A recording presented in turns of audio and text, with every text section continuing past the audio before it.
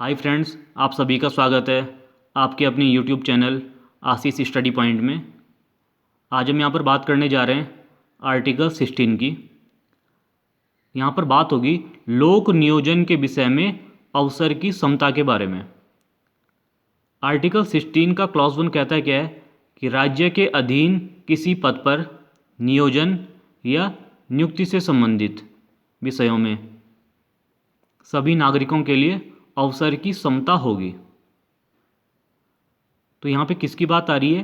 जो राज्य के अधीन पद हैं उनकी बात की जा रही है, ना कि क्या सारे पदों की। इट मीन्स अगर कोई कंपनी है वो क्या अपने रिसोर्सेज बढ़ाने के लिए या फिर अपना क्या आउटपुट है उसे बढ़ाने के लिए कुछ वर्कर को ले रही है, तो वहाँ पर कोई ये नहीं कहेगा यहाँ पे क्या आर्टिकल 16 है उसका उल्लंघन किया जा रहा है।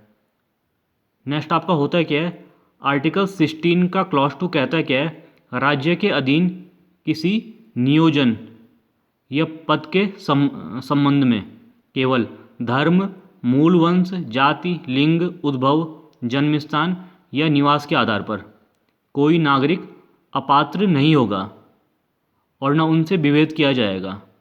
तो यहाँ पे देखिए कह क्या रहा है कि यहाँ पे इसने हम हल्का सा पीछे अगर जाएंगे तो होता क्या था, आपका जो आर्टिकल 14 था वो देखिए कहता क्या था कि विधि के समक्ष समता और विधियों का समान संरक्षण। तो ये और लागू किस पे होता था? आपके जो नागरिक हैं उनके साथ जो विदेशी हैं, मतलब सारे व्यक्तियों पे। जब हम आर्टिकल 15 पे आ गए तो ये कहता है क्या है, केवल धर्म, मूल वंश, जाति, लिंग, जन्म स्थान, इन्होंने क्या यहाँ पे कर दिया 5 पैरामीटर सेट कर दिए भाई, इसके आधार पर क्या विभेद नहीं किया जाएगा। इट मीन्स जो आपका आर्टिकल 14 था ये काफ़ी ब्रॉड था और यहाँ पे आर्टिकल 15 क्या उससे थोड़ा कम आ गया। लेकिन जब हम आर्टिकल 16 पे की बात आती है तो यहाँ पे होता है क्या है, आर्टिकल 15 के जो पैरामीटर थे उनके साथ इन्होंने यहाँ पे क्या 2 पैरामीटर एक्स्ट्रा ऐड कर दिए। एक आपका आ गया निवास के आधार पर और दूसरा आपका क्या आ गया उद्भव। इसके आधार पर भी क्या विभेद नहीं किया जाएगा। ठीक है, इसके आधार पर भी विभेद नहीं किया जाएगा। इट मीन्स था क्या, देखिए 14 आपका काफ़ी ब्रॉड था, 15 उससे क्या थोड़ा कम है, और जब हम 16 की बात करेंगे इसने क्या कर दिया, इसका जो एरिया है काफ़ी छोटा हो गया, काफ़ी यहाँ पे क्या छोटा हो गया। तो धीरे धीरे इसमें क्या हो रहा है, कमी आती जा रही है। अब हम बात करेंगे साथ में यहाँ पे क्या आर्टिकल 16 का क्लॉज 2 कहता है कि केवल सिर्फ इन 7 जो यहाँ पे इन्होंने क्या सेट किए हैं इसके आधार पर विभेद नहीं किया जाएगा, अन्य आधार पर विभेद किया जा सकता है। अन्य आधार पर क्या विभेद किया जा सकता है। सपोज अगर कोई यहाँ पे क्या कोई पोस्ट है उसमें कहते क्या है कि जिसके 12th में ज़्यादा मार्क्स हैं वो पोस्ट उसे मिलेगी। तो यहाँ पे क्या आप ये नहीं कहेंगे वहाँ पे क्या कि आर्टिकल 16 है उसका उल्लंघन किया जा रहा है, नहीं। उन्होंने क्या कर दिया, इन 7 पैरामीटर को छोड़ के कोई एक्स्ट्रा पैरामीटर क्या उन्होंने सामने रख दिया है कि जिसके बेस पे वो जॉब दी जा रही है। नेक्स्ट आपका होता है क्या, आर्टिकल 16 का क्लॉज 3 कहता है क्या है, संसद किसी विशेष रोजगार के लिए निवास की शर्त आरोपित कर सकती है। देखिए संसद क्या कर सकती है, कोई उसने अगर कोई पोस्ट उसके पास है और वहाँ पे क्या कर सकती है, उसने निवास की शर्त आरोपित कर सकती है।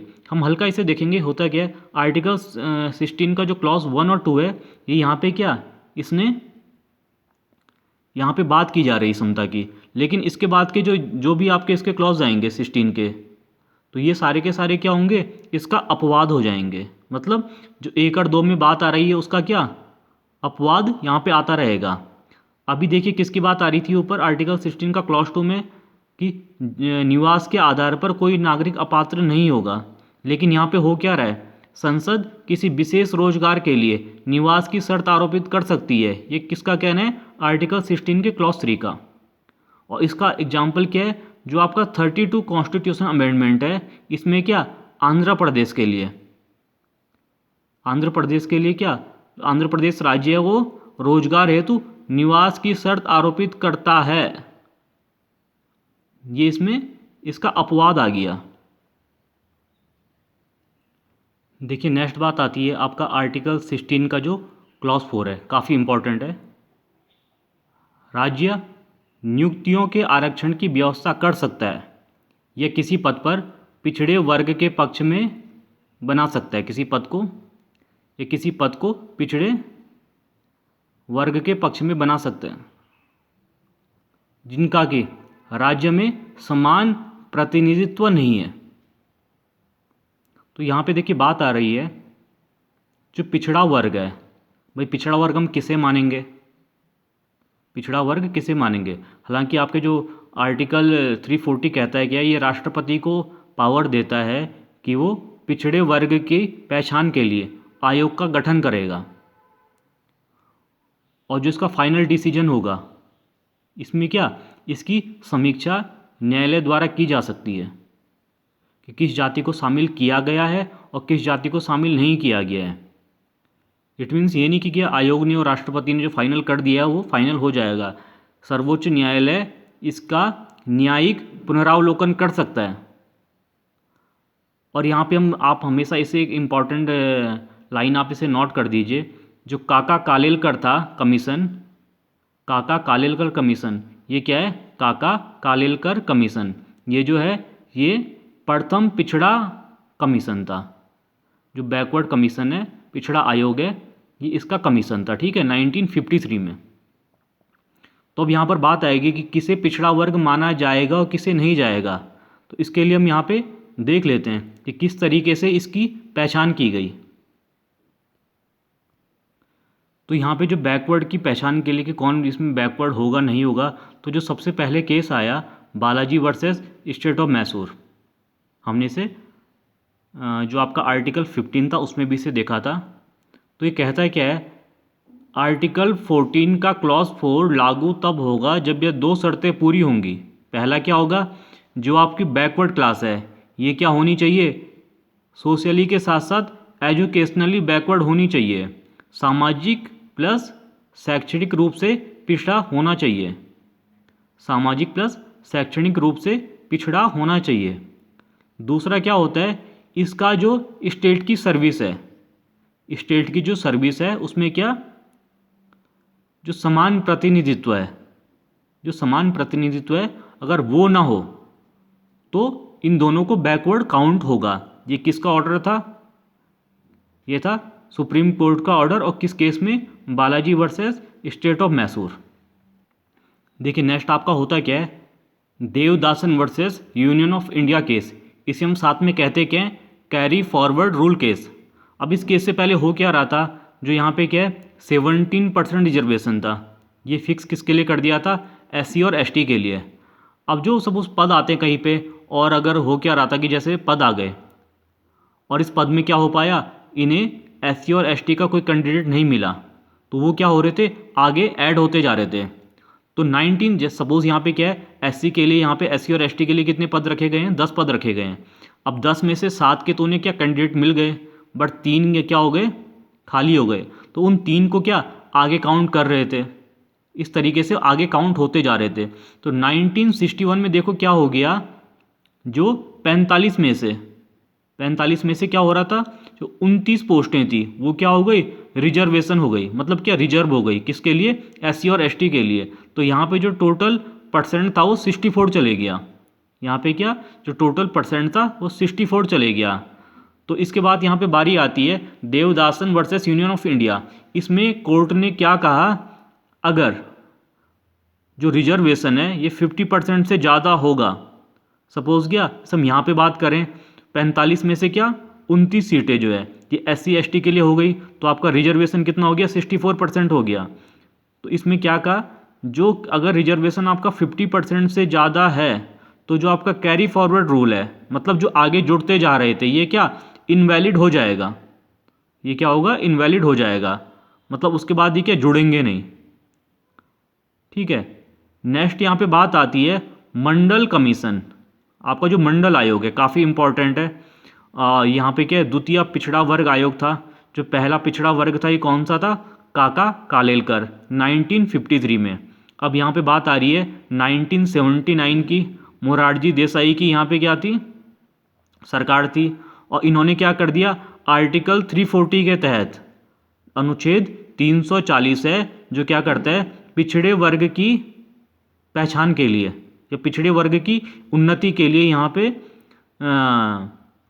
इसका आयोग का गठन कर सकता है। तो इन्होंने क्या कर दिया, जो बीपी मंडल थे इनकी अध्यक्षता में क्या कर दिया, आयोग का गठन कर दिया। अब देखिए 1979 में 1979 में आयोग का गठन किया गया। 1980 में इन्होंने क्या कर दिया, अपनी रिपोर्ट प्रस्तुत कर दी और क्या कहा, 3743 जो जातियों की पहचान की जो सामाजिक व शैक्षणिक रूप से पिछड़ी हैं और जनसंख्या में क्या है, इनका जो हिस्सा है ये 52% है, 52% है। और साथ में क्या कर दिया, जो सबसे इम्पॉर्टेंट है, इनके लिए 27%, इनके लिए क्या कर दिया, 27% रिजर्वेशन की यहाँ पे बात कर दी। किसके लिए, जो आपका 27%, काफ़ी इंपॉर्टेंट है। 27% रिजर्वेशन की बात की है, किसमें, मंडल कमीशन में, जो मंडल आयोग था। अब इसके बाद देखिए होता क्या है, 1990 में जो वीपी सिंह है, वीपी सिंह की सरकार थी, उसने क्या कर दिया, 27% के आरक्षण की घोषणा कर दी। अगेन उसके बाद हुआ क्या, 1991 में जो नरसिंह राव की सरकार थी, इन्होंने 2%, इसमें क्या, 2 परिवर्तन कर दिए। पहला क्या था, जो 27% का जो क्या था, पिछड़े वर्ग के लिए था, इन्होंने इसमें क्या कर दिया, जो पिछड़े वर्ग में भी जो गरीब लोग थे, उनको प्रमुखता दे दी। और साथ में क्या कर दिया, 10% का अतिरिक्त आरक्षण गरीबों हेतु कर दिया, जो क्या थे, उच्च जाति के थे, जो आपका ईडब्ल्यूएस इस समय वर्तमान में, ये उन्होंने उस समय लागू किया था। किसने, नरसिम्हा राव की सरकार ने 1991 में। अब यहाँ पर आता है आपका Indira Sahni versus union of India, और साथ में इसे क्या कहा जाता है, आपका मंडल केस भी आता है। तो यहाँ पर इसने क्या कहा इसमें कि जो इसके फाइनल ऑर्डर थे केस के, जो 27% का रिजर्वेशन है, जो किसने कहा था, मंडल कमीशन ने, तो उसे क्या कहा, सही माना। ठीक है, ये किसका ऑर्डर था, सुप्रीम कोर्ट का। जो 27% का रिजर्वेशन है, किसके लिए, socially and educationally backward classes के लिए, इसे सही माना। दूसरा क्या कहा, आरक्षण सिर्फ नौकरियों में दिया जाएगा, ये प्रमोशन में लागू नहीं होगा, सिर्फ नौकरी में दिया जाएगा। नेक्स्ट आपका जो थर्ड पॉइंट है, ये कहता है क्या है, जो आपका टोटल रिजर्वेशन है, ये क्या होगा, 50% से ज़्यादा नहीं होगा, 50% से ज़्यादा नहीं होगा। नेक्स्ट आपका होता है इसमें जो आपका कैरी फॉरवर्ड रूल था, आपका जो कैरी फॉरवर्ड रूल था, ये क्या होता है, बैकलॉग के पदों के लिए। इसमें भी क्या वैद्य तो रहेगा, लेकिन इसमें भी क्या होगा, जो 50% का टोटल क्राइटेरिया था, 50% का जो टोटल रिजर्वेशन था, ये इसका उल्लंघन नहीं होना चाहिए। तो ये सारा का सारा क्या था, Indira Sahni versus union of India. अब इसके बाद बात आ जाती है गवर्नमेंट के ऊपर। गवर्नमेंट क्या, कई बार इलेक्शन होते हैं, इलेक्शन के लिए सारा जो भी मैटर है। इसके बाद गवर्नमेंट ने क्या कहा, जो अन्य पिछड़ा वर्ग है उसमें क्रीमी लेयर की पहचान हेतु इसने एक रामनंदन समिति का गठन किया, और 1993 में 1993 में कमेटी ने जो अपनी रिपोर्ट सौंपी, इसे क्या किया, स्वीकार कर दिया। साथ ही यहाँ पे क्या कर दिए, जो आपका 77 कॉन्स्टिट्यूशन अमेंडमेंट एक्ट था और आपका 81 कॉन्स्टिट्यूशन अमेंडमेंट, इसे लागू कर दिया। तो आइए हम बात करते हैं आपका जो क्या, ये तो सारा का सारा कवर किस में हो रहा था, आर्टिकल 16 का क्लॉज 4। अब हम बात करेंगे क्लॉज 4 के सब पार्ट की। देखिए आर्टिकल 16 क्लॉज 4A ये कहता क्या है, इस अनुच्छेद की कोई बात राज्य को अनुसूचित जातियों और जनजातियों के पक्ष में जिनका प्रतिनिधित्व राज्य की राय में राज्य के अधीन सेवाओं में पर्याप्त नहीं है, प्रोन्नति के मामले में आरक्षण के लिए उपबंध करने से निवारित नहीं करेगा।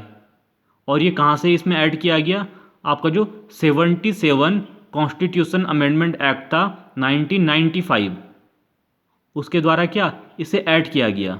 तो देखिए यहाँ पे किसकी बात आ गई, जो प्रमोशन में, जिसमें क्या कहा था, जो मंडल केस था या फिर क्या कहें इंदिरा साहनी केस था, उसका जो फाइनल डिसीजन था कि प्रोन्नति में आरक्षण नहीं मिलेगा, लेकिन गवर्नमेंट ने क्या कर दिया, अलग से एक संविधान संशोधन कर दिया और क्या कहा कि अब प्रोन्नति में भी आरक्षण प्रदान किया जाएगा। और इसके साथ ही क्या कर दिया कि अनुसूचित जाति व जनजाति सरकारी सेवकों हेतु आरक्षण नियम के तहत प्रोन्नति के मामलों में पारिणामिक वरिष्ठता की व्यवस्था करता है। और ये कहाँ से हो गया, जो किसकी बात आ रही है, प्रोन्नति के मामले में पारिणामिक वरिष्ठता की व्यवस्था की बात करता है। तो ये किस में आ गया, इसको ऐड कर दिया 85 कॉन्स्टिट्यूशन अमेंडमेंट एक्ट 2001। देखिए यहाँ पे होता क्या, सपोज दो आदमी है ए और बी, और इसने क्या कर दिया, जो ए जो क्या है जनरल कैटेगरी से और बी आपका रिजर्व है। अब यहाँ पे किसकी बात आएगी कि जो ए सीनियर है जनरल में और बी क्या आ गया आपका जो एससी कैटेगरी से है। अब 3 साल बाद क्या होता है कि जो एससी का प्रमोशन हो गया, एससी का प्रमोशन हो गया और एससी का क्या एक पे स्केल चेंज हो गया। अब यहाँ पे देखिए होगा क्या कि जो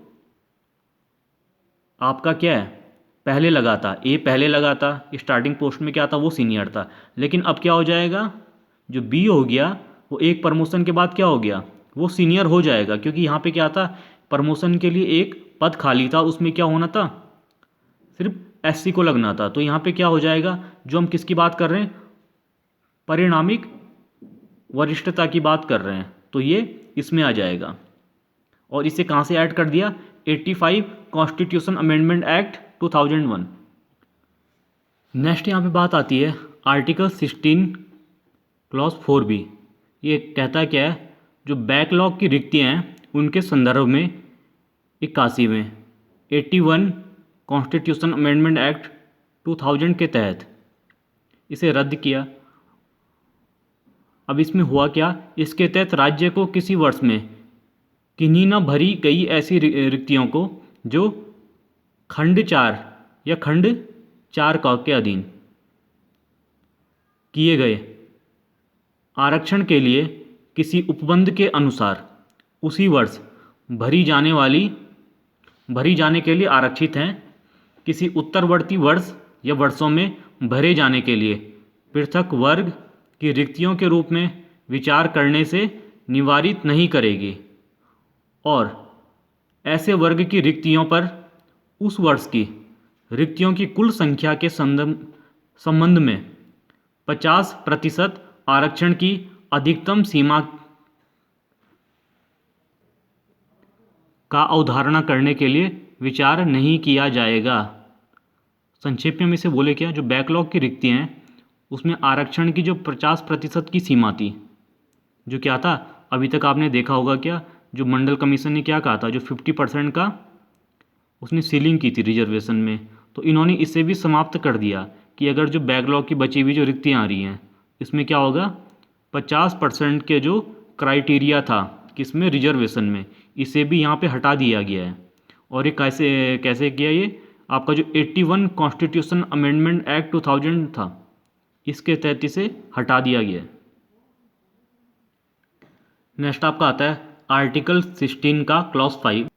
देखिए आर्टिकल 16 का क्लॉज 5 कहता है क्या है, इस अनुच्छेद की कोई बात ऐसी विधि के प्रवर्तन पर प्रभाव नहीं डालेगी जो यह उपबंध करती है कि किसी धार्मिक या सांप्रदायिक संस्था के कार्यकलाप से संबंधित कोई पदधारी या उसके शासी निकाय का कोई सदस्य किसी विशिष्ट संप्रदाय का हो।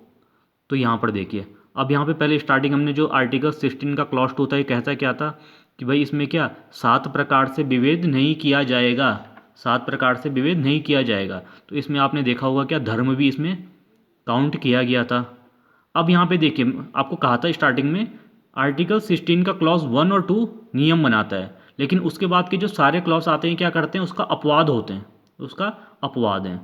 तो यहाँ पे किसकी बात आ रही है कि अगर कोई सांप्रदायिक संस्था है और उसका क्या उसमें कोई पद किसी विशिष्ट संप्रदाय को दिया जाएगा, कोई धार्मिक या सांप्रदायिक संस्था है, उसमें क्या सपोज कोई मंदिर है और मंदिर में क्या उसमें जो मेन उसका पुजारी है, ये क्या कोई अगर हिंदू धर्म से बनाया जाए, हिंदू धर्म से बनाया जाए तो इसमें ये क्या होगा, आर्टिकल 16 का इसमें क्या उल्लंघन नहीं माना जाएगा, आर्टिकल 16 का उल्लंघन नहीं माना जाएगा। ये कौन कहता है, ये कहता है आर्टिकल 16 का क्लॉज 5। अब यहाँ पे नेक्स्ट बात आती है फाइनल आपका जो आर्टिकल 16 का क्लॉज 6 है, और आजकल क्या आपने देखा होगा कुछ ही टाइम पहले क्या इसमें ये न्यायिक पुनरावलोकन के लिए गया था और यहाँ पे 3-2 से पास हुआ है। तो ये कहता है क्या है, इस अनुच्छेद की कोई बात राज्य को विद्यमान आरक्षण के अतिरिक्त तथा प्रत्येक प्रवर्ग में पदों के अधिकतम 10% के अध्ययन खंड 4 में उल्लेखित वर्गों से भिन्न नागरिकों के आर्थिक रूप से दुर्बल किन्हीं वर्गों के पक्ष में नियुक्तियों और पदों के आरक्षण के लिए कोई भी उपबंध करने से निवारित नहीं करेगी। ये किसने लागू किया, अभी हाल ही में क्या जो नरेंद्र मोदी जी की सरकार है उनके द्वारा लागू किया गया। और ये कौन से अमेंडमेंट एक्ट आपका जो 103 है, 103 जो है 103वां संविधान संशोधन अधिनियम है, उसके तहत ये 14 जनवरी 2019 से लागू हुआ है। तो हाल ही में क्या हुआ था, कुछ दिन पहले इसमें सुप्रीम कोर्ट में मामला गया था कि क्या ये सही है या नहीं है। तो इसमें क्या कहा गया, जो 3-2 से इसे पास किया गया, इसका मतलब ये क्या है, ये चलता रहेगा। तो यहाँ पे ये सारी बात आई आपके आर्टिकल 16 की। आप हमारे चैनल से जुड़ते रहिए और साथ में चैनल को लाइक और शेयर ज़रूर कीजिए। Thank you.